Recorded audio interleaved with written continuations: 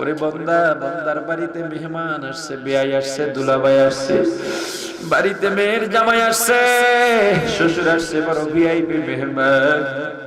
বাড়িতে একটা মাত্র বকরি আছে, বাচ্চাওয়ালা বকরি, 2-3 দিন আগে বাচ্চাগুলো প্রসব হয়েছে। একটা মাত্র মুরগি আছে, একটা মাত্র হাঁস আছে, বাচ্চাওয়ালা মুরগি হাঁস, মাত্র 2-3 দিন আগে বাচ্চাগুলো ফুটেছে। বাজারও বন্ধ, দোকানও বন্ধ, হঠাৎ করে কি দিয়ে আপ্যায়ন করবে? বন্ধ মুরগির বাচ্চাগুলো রেখে, বকরির বাচ্চাগুলো রেখে জবাই করে দিয়েছে। দুপুরের সময় মজা করে রান্না করে খাইয়া দাইয়া আয়েশ করে গল্প শুরু করছে। এদিকে মুরগির বাচ্চাগুলো মাকে না পাইয়া একবার ডান দিকে দৌড় দেয়, আর একবার বাম দিকে দৌড় দেয়, মাকে তালাশ করে আর টেউ টেউ করে মাকে মা বলে খুঁজে বেড়ায়। আমি বলছি বান্দা খা খা, সব তোদের জন্য বানাইছি রে বান্দা। আমি আল্লাহর নিয়ামত ভক্ষণ করার পরে নিয়ামতের শুকরিয়া আদায় কর, আমি আল্লাহকে ভুলিস না রে বান্দা। গরু দিয়া হাল চাষ করে আমার বান্দা, হাল চাষ করে যেই ধান পায়, ধান চাল দিয়া নিজেরা কোরমা পোলাও বিরিয়ানি গোস্ত ভাত করে খায়। গরুটাকে কোরমা পোলার ভাগ দেয় না, বিরিয়ানির ভাগও দেয় না। ওই গরুটা যেখানে ঘুমায় সেখানেই প্রসাব পায়খানা করে। শীত নাই গরম নাই, একই জায়গায় থেকে একটা বেড়ার ব্যবস্থা নাই, মশারির ব্যবস্থা নাই।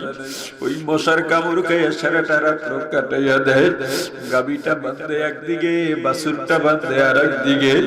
গভীর রাতে বাছুরটা ডাক দেয়, মা গো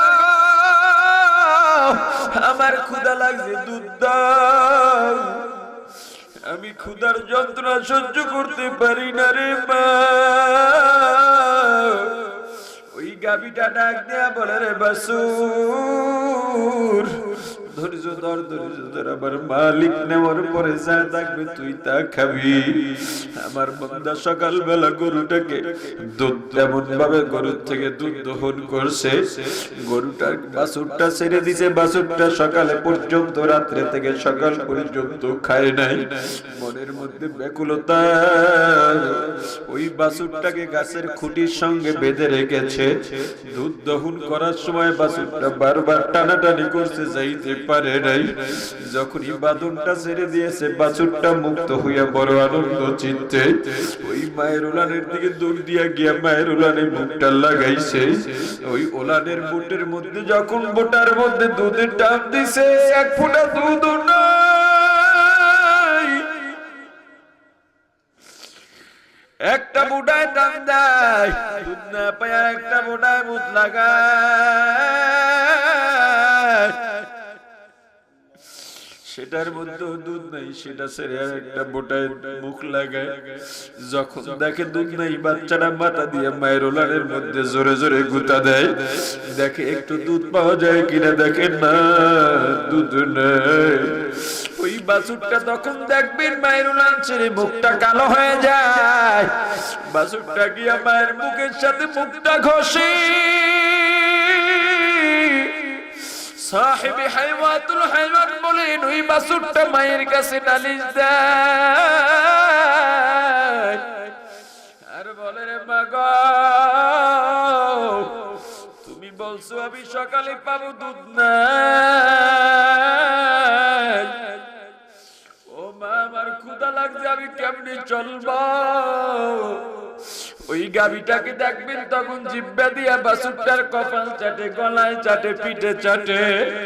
ওই গাবিটা বাছুরটাকে আদর করে সান্ত্বনা দিয়ে বলে, রে বাছুর ধৈর্য হারা হবি নাই রে আমার মালিক। আল্লাহ এদের গোলামি করার জন্য পাঠাইছি, এদের সাথে নাফরমানি করা যাবে না, এদের ইচ্ছার বাইরে যাওয়া যাবে না। তাকাইয়া দেখ, আমাকে দিয়া হাল চাষ করায় কাঁধে জোয়াল দেওয়ার কারণে ওই জোয়ালের বসায় বসায় আমার কাঁধের চামড়া উঠে গেছে, ঘা হয়ে গেছে। এরপরেও সকালবেলা যখন আমি ক্ষুধার্ত অবস্থায় ছিলাম, আমাকে নিয়ে আমার কাঁধের ওই ব্যথার মধ্যে আবার জোয়ালটা রেখে লাঙল বেঁধেছে। এরপরে লাঙলের মাথাটা মাটির মধ্যে শক্ত মাটিতে ঢুকাইয়া আমার লেঞ্জায় নাড়া দিছে সামনে চলার জন্য। আমি যখন সামনে টান দিলাম, ওই জোয়ালে যখন আমার ব্যথা জায়গায় ঘষা লাগছে, আমার কলিজাটা ছেদ করে উঠেছে। আমি হাঁটতে পারি না। আমি যদি দাঁড়াইয়া যাইতাম, বাবার মালিক আমার পিঠের মধ্যে এত জোরে ব্যথাঘাত করত, আমার পিঠের চামড়া উঠাইয়া নিত। এই কষ্ট করে আমি 2-3 ঘন্টা নাঙল টানলাম। 2-3 ঘন্টা পর আমার মালিক আমাকে দাঁড় করাইয়া নিজে খানা খাইলেন, আমাকে খাবারও দেয় নাই। সে খাবার খাওয়ার পর আবার আমাকে দিয়া দুপুর পর্যন্ত হাল চাষ করাইলেন। এ বাসুর, আমি চাইলে আমার মালিককে একটা গুতা দিয়া পেট ফুটা করে ফেলতে পারতাম, কিন্তু আল্লাহর নিষেধ। আল্লাহ পাঠাইছেন বনি আদমের গোলামি করার জন্য। একটা কুকুর সারা রাত বাড়িটা পাহারা দেয়, মালিক ঘুমায়া থাকে। সকালবেলা মালিক যখন দরজাটা খুলে, দরজা খোলার আওয়াজ পাইলে কুকুরটা দৌড় দেয়, দৌড়াইয়া লেঞ্জাটা গুটাইয়া ওই মালিকের কাছে মুখটা ঘষে আর কোন কোন করে আওয়াজ করে। ওই কুকুরটা ডাক দিয়া বলে, রে মালিক, আপনার বাড়ির কাটা ছুটা খাইলাম, আপনার বাড়ি পাহারা দিছি, জানি না আপনার বাড়ির পাহারা ঠিকভাবে দিতে পারলাম কিনা। যদি আমার ভুল হয় আমাকে মাফ করে দেন। ওই মালিক তো কুকুরের ভাষা বোঝে না, একটা লাথি মেরে কয়েক হাত দূরে ফালাইয়া দেয়। কুকুরটা চাইলে মালিকের হাতে কামড় দিতে পারতো, পায়ে কামড় দিতে পারতো, কিন্তু দেখবেন কামড় দেয় না, দূরে গিয়া মালিকের দিকে তাকাইয়া থাকে। একটা গরু কয়েক মাস লালন পালন করার পর যদি বাজারে বিক্রি করতে নিয়ে যাওয়া হয়, গরুটা যদি বিক্রি না হয়, গলায় দড়ি পেঁচায় রশি পেঁচায় ছেড়ে দিলে মালিকের আগে গরুটা বাড়ি পৌঁছে যায়। গত 2 বছর আগে আপনারা সোশ্যাল মিডিয়ায় দেখেছেন, একজন কৃষক একটা বড় জাতের ছাগল লালন পালন করেছিল। কুরবানির হাটে বিক্রি করতে নিয়ে গেছে। বিক্রি হওয়ার পর ওই গরুর ওই ছাগলের রশিটা নতুন মালিকের হাতে যখন দিয়া দিছে, নতুন মালিক ছাগলটা ধরে যখন টান দিছে, ছাগল যায় না। ওই পশুর কান্নার কোনো অনুভূতি নাই, হাসার কোনো অনুভূতি নাই, হাসতেও পারে না, কাঁদতেও পারে না। কিন্তু ওই ছাগলটা সামনের 2 পাও মাটির মধ্যে ঢুকাইয়া পুরান মালিকের দিকে তাকাইয়া 2 চোখের পানি ছেড়ে দিছে। নতুন মালিক ডেকে বলে, ওরে ভাই, এই ছাগল আমি নিব না, টাকা ফেরত দাও, ছাগল নিয়ে যাও। নতুন মালিক মাটির মধ্যে বসে পড়ছে, ছাগলটাকে ধরে ডাক দিছে, ওরে ছাগল, আমার যেই ছোট বাচ্চা 2টা তোকে ঘাস খাওয়াইতো, গোসল করাইতো, তোর শিঙের মধ্যে তৈলকালি দিয়া দিত, তুই যদি এখন না যাও, ওদের জন্য আমি ঈদের পোশাক কিনতে পারবো না। তোর বিক্রিত টাকা দিয়ে আমি ওদের ঈদের বাজার করব। তাছাড়াও এখন আর আমি তোর মালিক না, আমি তোর মালিক না। এখন তোর মালিকানা পাল্টায়া গেছে, তোর কাজ মালিকের গোলামি করা। ওই ছাগলটা কি বুঝতে পারছে আল্লাহই ভালো জানে। আল্লাহ ওর মাথায় কি ঢুকা দিছেন। পুরান মালিক কথা বলার সঙ্গে সঙ্গে ছাগলটা পিছনের 2 পায়ের উপরে দাঁড়ায়া সামনের 2 পাও দিয়া পুরান মালিকের গলাটা জড়াইয়া ধরছি।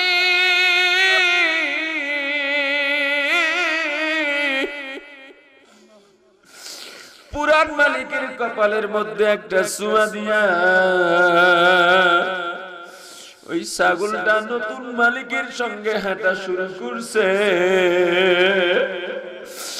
ওরে মানুষ, আল্লাহ আমাদের সম্মানী করে বানাইছেন। ওয়ালাকাদ কাররামনা বানি আদম। এত সম্মানী জাতি কইয়া মালিককে চিনলাম না, তো একটা কুকুর মালিককে চিনল, গরু মালিককে চিনল, ছাগল মালিককে চিনল। আমরা কি কুকুর বিড়ালের চাইতো কি আদম? মালিককে চিনলাম না, আল্লাহকে চিনলাম না। কিয়ামতের ময়দানে আল্লাহ ডাক দিবেন, ওরে সূর্য তোর মধ্যে যত তাপ আছে ছেড়ে দে, ছেড়ে দে। আল্লাহর ওয়াদার পেয়ে সূর্য যখন সমস্ত তাপগুলো ছেড়ে দিবে, দুনিয়ার মধ্যে যারা মন চায় জিন্দেগি চালাইলাম,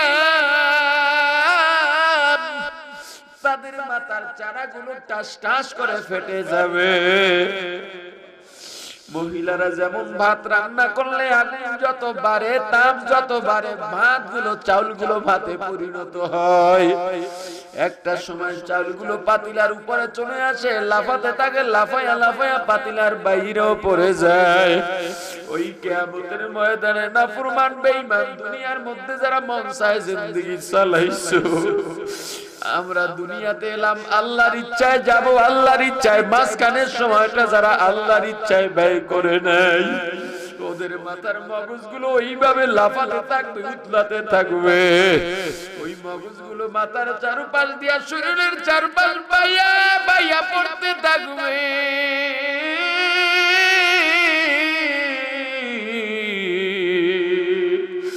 সন্তান চিন্তা করবে মা বাবা কই, মা বাবা চিন্তা করবে সন্তান কই, একটু নেকের জন্য। ওরে আল্লাহর গোলাম, কার জন্য পাগল হইছো? দুনিয়ার আপন আপন খেলা দুনিয়ার মধ্যে। এই পর্দালের মা, কার জন্য পাগল হইছো মা গো?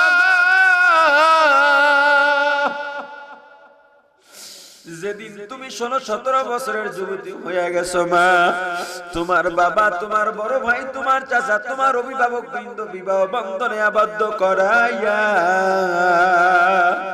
রঙিন শাড়ি পরাইয়া তোমার স্বামীর বাড়ি পাঠা দিছে মা গো।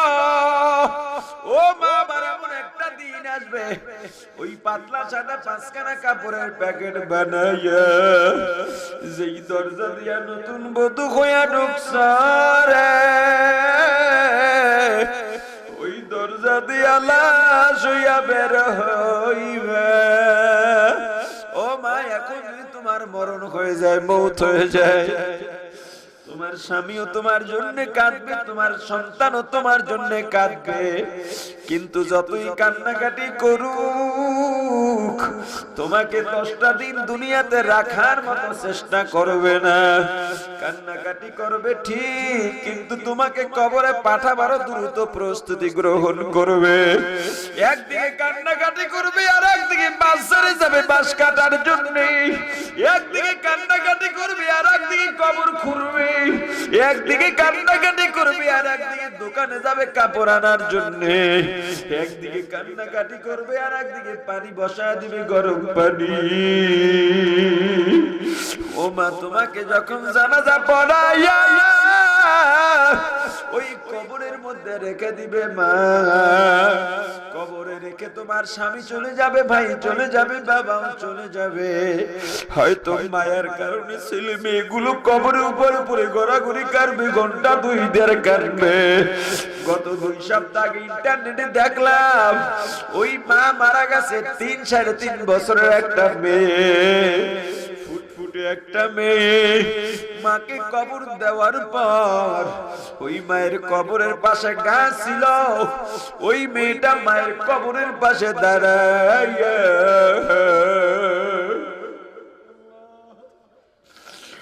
ওই গাছের পাতাগুলো ছিঁড়ে আর কিছুক্ষণ পর পর বড় করুণ কণ্ঠে ডাক দেয়, আম্মা।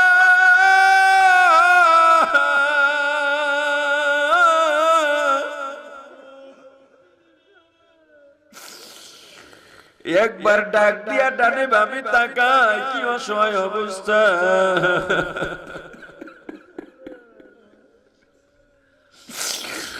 ওই মেয়ে জানে না ওর মার কোনো দিন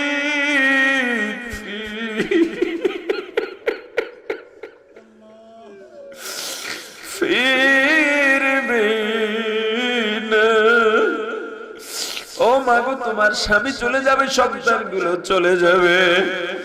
প্রথম 2-3 দিন তোমার সুখে খাওয়া দাওয়া করবে না, ঘুমাইবে না, কিন্তু কয়দিন পরে সব স্বাভাবিক হয়ে যাবে রে মা। তোমার সন্তান তোমার কথা ভুলে যাবে,